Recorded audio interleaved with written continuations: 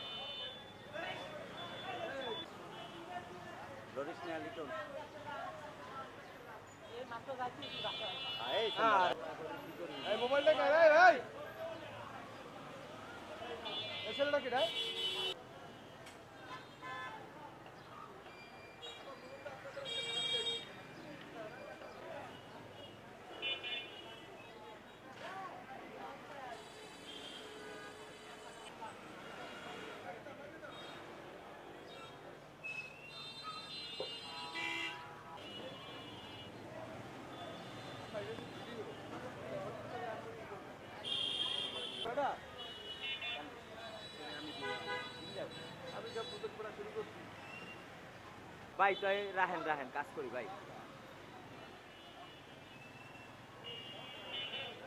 সামনে তো দিয়ে শুনলাম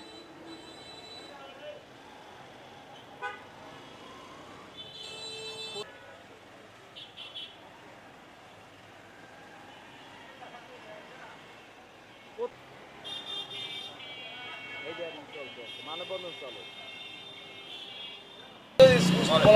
হালিমা খাতুন মাধ্যমিক বিদ্যালয় স্কুলের যে ঘটনা, এইটা মিথ্যে ও বানোয়াট।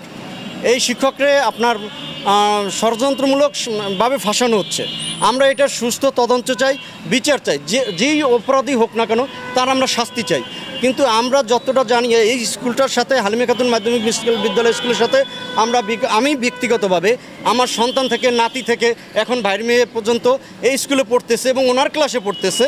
আমরা তার কোচিংয়ে পড়তেছে। সে যদি এইরকম হতো তাহলে তার কোচিংয়ে বা স্কুলে আমরা দিতাম না।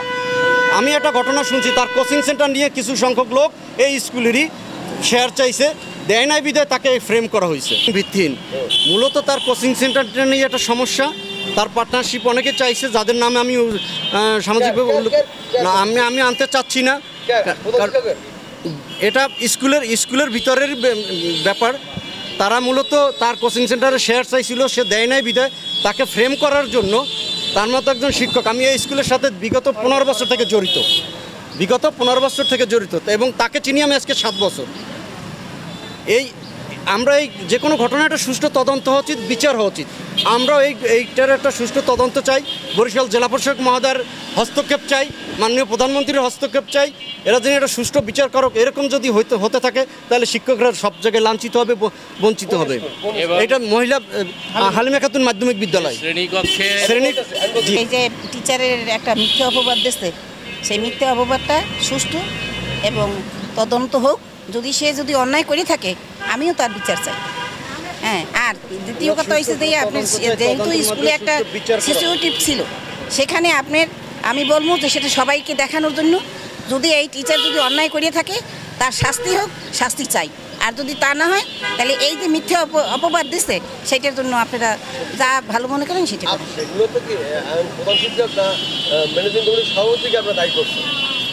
আমি মনে করি মাইদুল স্যারের বিরুদ্ধে যে অভিযোগ তোলা হয়েছে, এই অভিযোগটার আমরা প্রতিবাদ জানাচ্ছি, কারণ এর সত্যতা আমাদের দৃষ্টিগোচরে আসে নাই।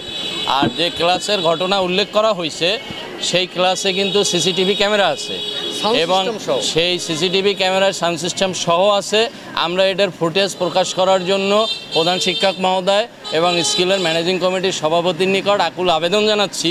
যদি ঘটনার সত্যতা তারা এই সিসিটিভি ফুটেজ প্রকাশের মাধ্যমে প্রদান করতে পারে তাইলে আমরা মেনে নেব এবং এর আইনগত ব্যবস্থা নেওয়ার জন্য আমরা তাদেরকে উৎসাহিত করব। আর যদি এরকম কোনো কিছু না দেখাইতে পারে তারা, তাইলে এই মিথ্যা অভিযোগ তার বিরুদ্ধে এটা প্রত্যাহার করে নেওয়া হোক এবং তার স্বপদে বহাল রাখা হোক। এটা হলো আমাদের দাবি। আমরা টিচারের মাইদুল স্যারের পক্ষে দাঁড়াইছি মানববন্ধন করতে। এই স্যারের নামে বদনাম করছে, সেই জন্য সুষ্ঠু বিচার চাই আমরা। এই স্কুলের গার্ডিয়ানে দিয়েছে, ছাত্রছাত্রীরা দিছে।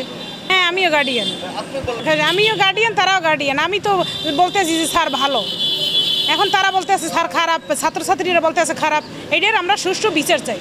আমার কথা হচ্ছে স্যার যদি অন্যায় করে এবং সে দোষী সাব্যস্ত হয় তাকে শাস্তি দেওয়া হোক, আর সে যদি অন্যায় না করে সুষ্ঠু তদন্তের মাধ্যমে তাকে সসম্মানে তার পদে বহাল দেওয়া হোক, তাকে তার পদটা আবার ফিরিয়ে দেওয়া হোক সসম্মানে।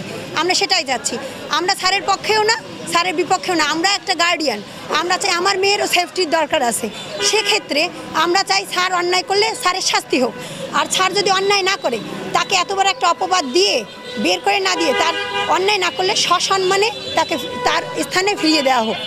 এটাই আমাদের বক্তব্য, আর কোনো বক্তব্য। তদন্ত হোক, তদন্তে যে অপরাধী সে ছাড় হোক, ছাড়কে শাস্তি দেওয়া হোক।